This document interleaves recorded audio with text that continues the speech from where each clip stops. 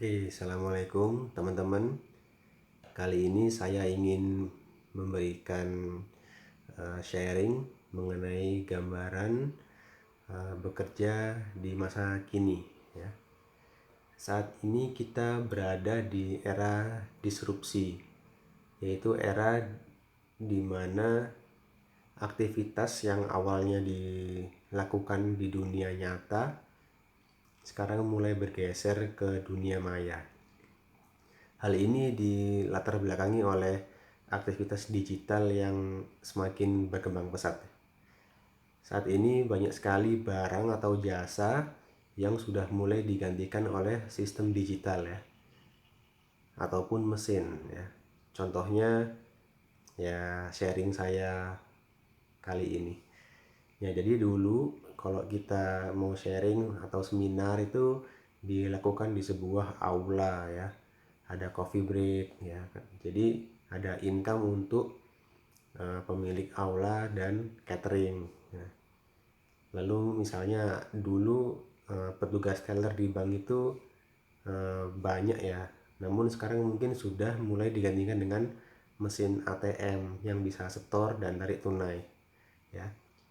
Terus petugas karcis di jalan tol misalnya sekarang sudah digantikan oleh e-money ya. Nah, jadi kenormalan baru ini sebenarnya adalah anak kandung dari inovasi disrupsi ya. Hingga akhirnya muncul COVID-19. Nah, COVID-19 ini sebagai katalis. Sebenarnya dia hanya katalis untuk mempercepat proses disrupsi digital ini.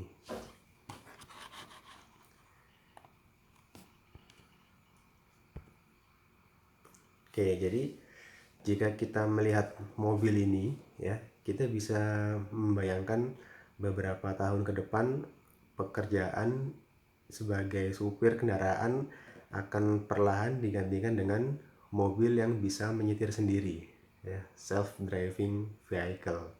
Nah, artinya akan banyak lapangan pekerjaan yang sifatnya bisa tergantikan oleh mesin seperti ini ya. Nah, hal ini bertolak belakang dengan laju pertumbuhan masyarakat di Indonesia.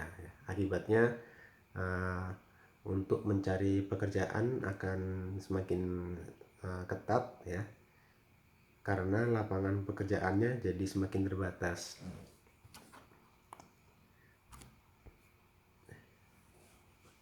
Oke, kita coba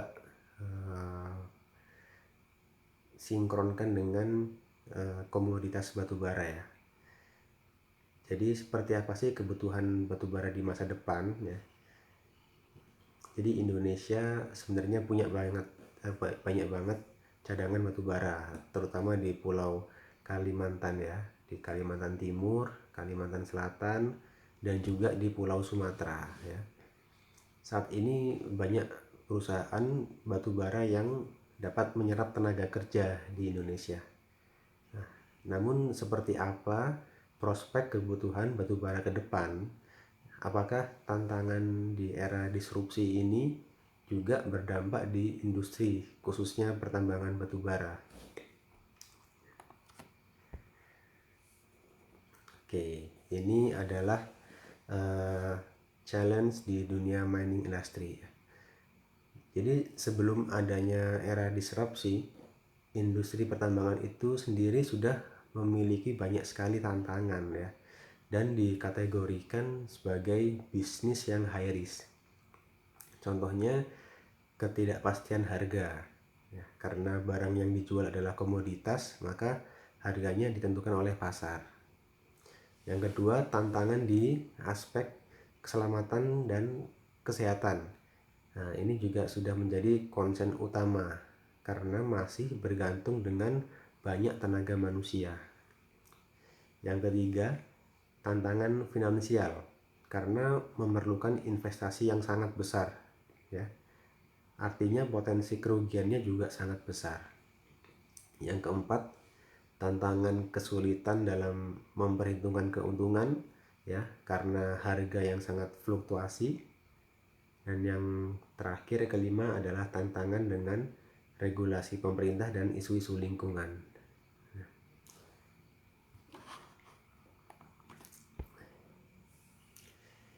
Nah, ini adalah gambaran bauran energi primer pembangkit listrik di masa ini dan 5 tahun yang akan datang, ya.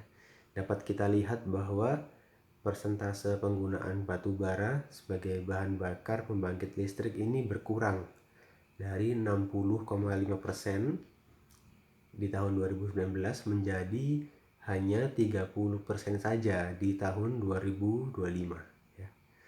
Nah, justru energi baru dan terbarukan yang naik dari 12,36% menjadi 23%, ya. Nah, pastinya ini disebabkan karena berkembangnya teknologi yang ramah lingkungan. Artinya apa? Jadi artinya kebutuhan pekerja di sektor pertambangan batubara ini juga akan berkurang, ya. Belum ditambah dengan katalis disrupsi digital, ya, yang juga akan berkembang ke depannya. Misalnya nanti alat berat di tambang bisa dioperasikan secara otomatis, ya, tidak memerlukan operator lagi. Nah, pasti ini juga menambah laju berkurangnya lapangan pekerjaan yang membutuhkan manusia di dunia pertambangan, ya. Ini akan menjadi semakin cepat.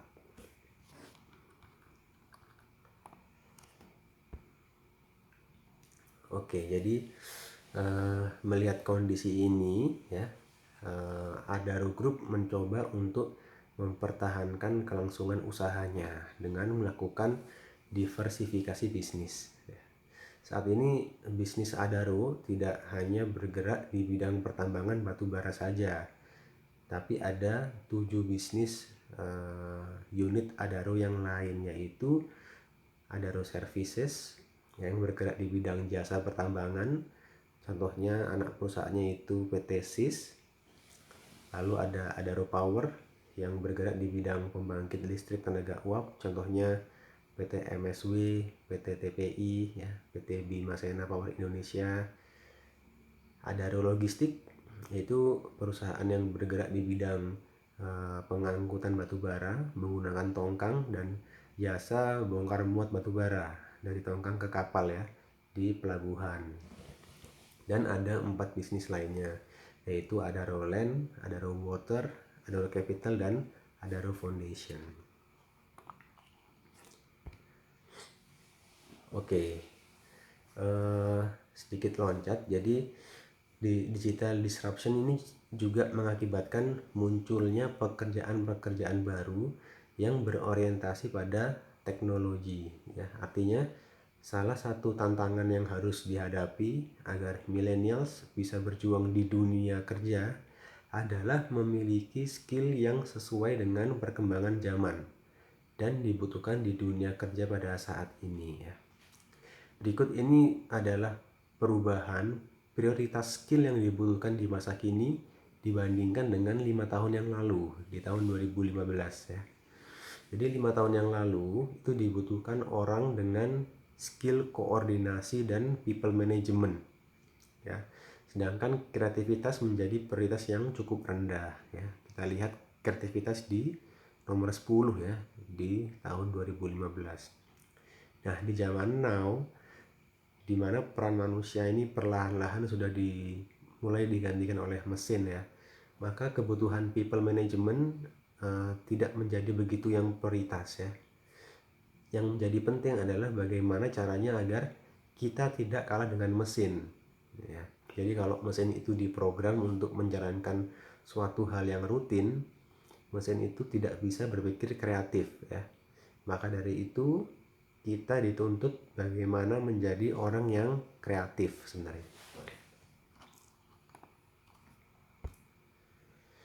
Nah, kalau di Adaro sendiri di tahun 2015 itu sudah memulai budaya continuous improvement, ya, dimana dalam 1 tahun 1 orang karyawan diminta untuk membuat 2 terobosan, ya. Dan terobosan-terobosan ini dilombakan setiap tahun, dan mendapatkan penghargaan yang cukup bergengsi, ya, bagi siapa yang bisa menang. Nah, akhirnya tercipta budaya improvement yang sangat-sangat baik.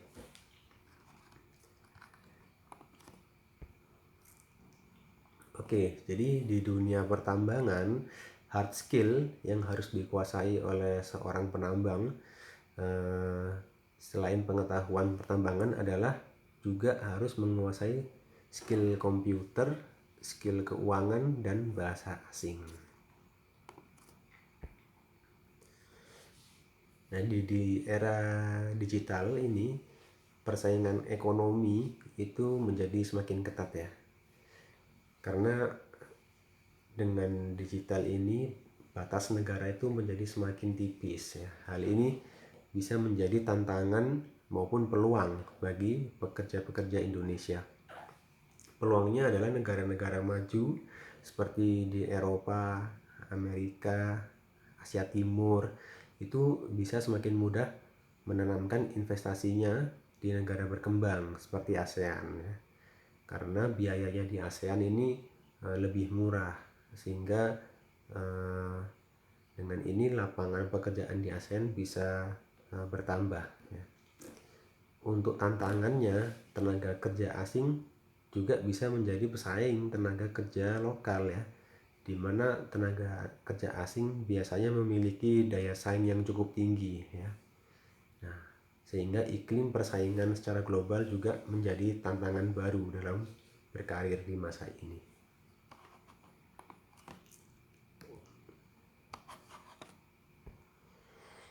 Oke, jadi setiap orang itu punya cara yang sukses, cara yang unik untuk sukses. Ya, tidak ada formula yang pasti untuk mencapai kesuksesan dalam berkarir ya. Namun ada hal-hal yang dapat membantu untuk menentukan arah dalam berkarir. Nah, oke, jadi pada kesempatan kali ini saya akan sharing 10 tips yang mungkin bisa membantu kita menentukan arah dalam berkarir. Oke, yang pertama temukan 3 prioritas dalam hidup ya, dan jadikan itu pegangan dalam karir kita. Apakah itu jenjang karir yang paling utama, atau keuangan, atau keluarga kita, ataupun yang lainnya ya. Tentunya dalam mengambil keputusan ini banyak faktor yang harus dipertimbangkan ya. Namun ketiga hal ini bisa menjaga kita tetap fokus dalam berkarir ya. Jadi jadikan 3 prioritas ini sebagai penguat hati ya, ketika kita mengalami masa-masa yang berat.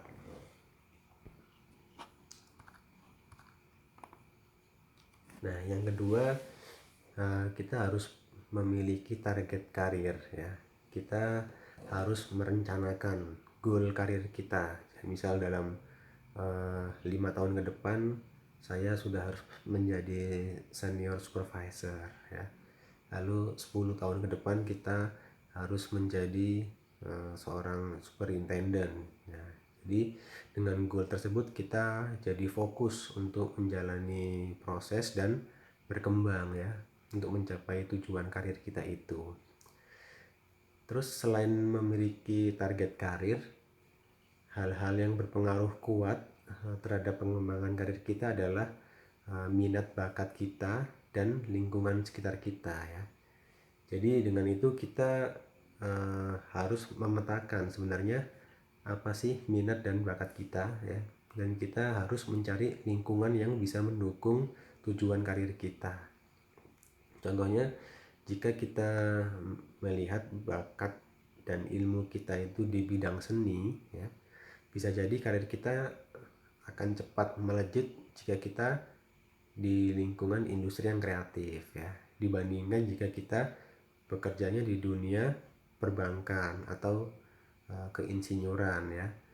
Nah, itu yang membutuhkan effort, ketelitian, kesabaran, dan rutinitas itu mungkin nggak sesuai ya. Nah, dan bekerjalah di bawah lampu. Apa artinya? Artinya selalu usahakan pekerjaan yang kita lakukan mendapatkan perhatian yang baik ya, dari rekan-rekan kerja kita ya. Oke, lanjut. Oke, jadi secara korporasi Adaro juga memiliki target ya, target karir secara perusahaan. Maka dari itu Adaro membuat visi dan misinya ya. Ini dibuat di awal berdirinya Adaro di tahun 90-an ya.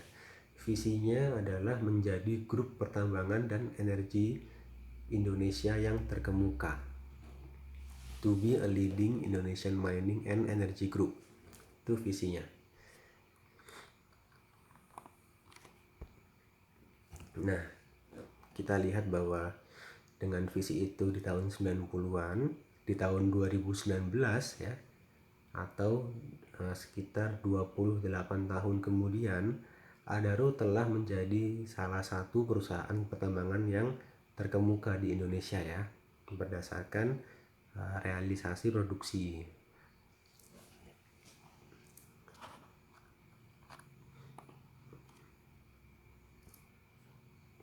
Nah, yang ketiga pilih prospek karir ya, bukan jabatannya. Jadi ketika kita dihadapkan dengan pilihan, ada baiknya kita tidak terpaku pada posisi atau jabatan yang ditawarkan ya, tapi lebih ke prospeknya. Apakah ada ruang berkembang untuk 5-10 tahun ke depan di karir itu ya. Jadi jika jabatan yang ditawarkan itu akan membuat kita stuck di posisi tersebut selama bertahun-tahun ya, lebih baik ya kita review lagi ya. Contohnya adalah Jeff Bezos ya, pendiri Amazon. Jadi di awal karirnya dia pernah menolak tawaran bekerja di perusahaan sebesar Intel ya. Dia lebih melihat peluang karir di sebuah startup finance technology. Padahal di kala itu industri finance technology belum sebesar sekarang ya. Namun pengalaman di startup itu menjadi bekalnya bagi Bezos untuk membangun Amazon ya, sebuah e-commerce raksasa yang dia pimpin sekarang.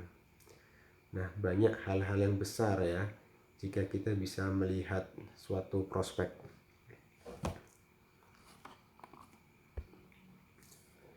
Nah, yang keempat, temukan mentor. Jadi tidak peduli mimpi yang kita miliki sekarang, itu sangat mungkin sudah ada seseorang yang telah mencapai mimpi kita sebenarnya ya. Jadi misalnya kita memimpikan untuk jadi sebuah direktur di suatu perusahaan ya, sebenarnya saat ini juga sudah banyak orang yang jadi direktur di perusahaan ya. Nah, pastinya dalam berkarir mereka itu telah banyak membuat kesalahan-kesalahan ya, dan mereka belajar dari kesalahannya, dan kita pun juga bisa belajar dari kesalahan mereka ya. Jadi kita tidak perlu untuk membuat kesalahan yang sama. Nah, itu fungsi mentor ya. Jadi kita harus menemukan mentor orang yang tepat untuk membimbing kita.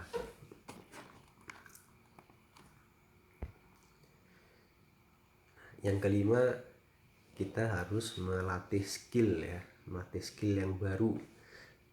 Jadi ada cerita Warren Buffett itu ditanya, apa sih keterampilan yang paling penting yang dapat kamu pelajari ya. Dia menjawab meningkatkan keterampilan komunikasi kita. Jadi komunikasi itu adalah keterampilan seumur hidup ya. Kalau kita latih itu untuk memajukan karir kita itu sangat signifikan ya. Itu. Nah, ataupun mengambil skill-skill atau mempelajari skill-skill yang lainnya, itu sekarang sudah banyak sekali kursus online ya yang ditawarkan yang berhubungan dengan apa bidang yang kita minati. Itu sangat mudah diakses, dan yakin itu menjadi investasi ya untuk karir kita ya. Di luar di luar knowledge basic kita ya, yang kita pelajarin di bangku kuliah.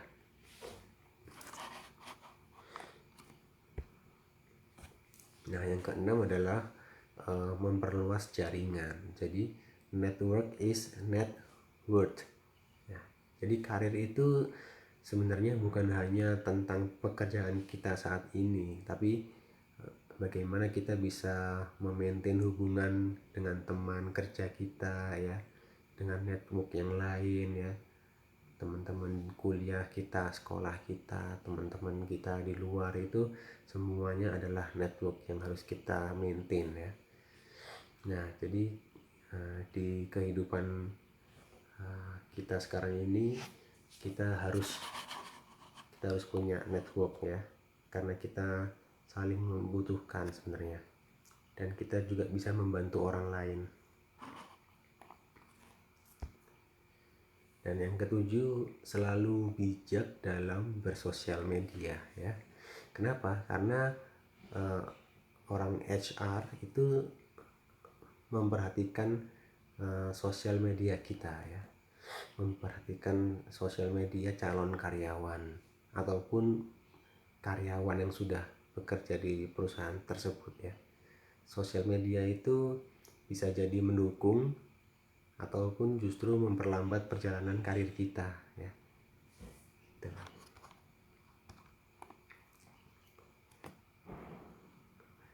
Nah, yang kedelapan itu kita harus lebih baik dalam manajemen waktu ya.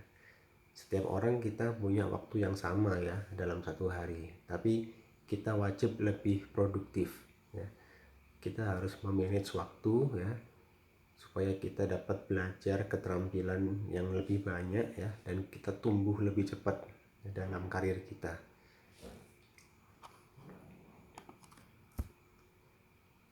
Yang kesembilan, kita harus belajar connecting the dots ya. Jadi kita harus memiliki banyak pengetahuan ya. Pengetahuan itu digambarkan dengan banyaknya dots atau titik di gambar yang paling kiri ya. Ya. Jadi semakin banyak dots, maka peluang karir kita itu jadi semakin baik ya. Lalu dengan pengalaman kerja kita ya, yang digambarkan oleh garis-garis di gambar yang tengah, itu kita bisa mengkaitkan ilmu-ilmu pengetahuan yang sudah kita miliki untuk mendukung kita menyelesaikan suatu masalah lebih cepat ya. Nah, jadi kita dengan pengetahuan dan pengalaman kita bisa menyelesaikan suatu masalah lebih cepat ya. Nah, yang paling kanan itu orang yang kreatif ya, dia bisa membuat suatu terobosan yang baru dengan banyak pengalaman dan pengetahuannya ya. Jadi dengan kemampuan connecting the dots yang baik, itu sebenarnya akan mendukung perjalanan karir kita. Dan yang ke-10, kesuksesan itu bisa jadi ditemukan dalam gaji yang ideal ya, dalam posisi yang didamba-dambakan ya, hasil yang membanggakan, atau hal yang paling mendasar seperti kebahagiaan dalam pekerjaan. Jadi kesuksesan itu tidak selalu datang dari uang ya.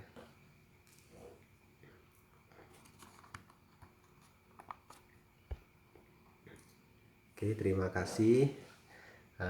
Sekian sharing yang bisa saya sampaikan malam ini. Semoga bermanfaat untuk teman-teman semua. Semangat pagi. Wassalamualaikum warahmatullahi wabarakatuh.